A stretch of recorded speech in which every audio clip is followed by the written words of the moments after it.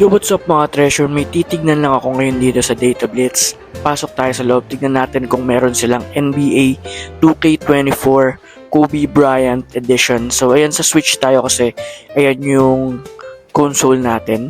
So may mga iba-iba rin dito like Xbox, equipments and all.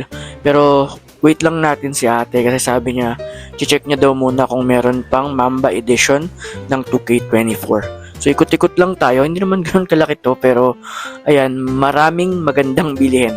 Ang problema, wala tayong pera. Though ayan, naghihintay pa rin ako.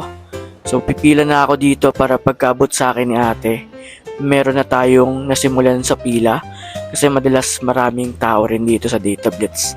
So ayun na nga, naghihintay ako pero good thing sabi ni ate, meron daw. So excited na ako kasi gusto ko yung Wemby dun sa roster ng 2K24.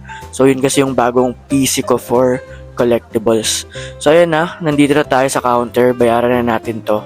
Sabay na natin tong Dragon Ball na trading card game. So ayun lang, na-share ko lang guys, gumastos na naman ako. See ya!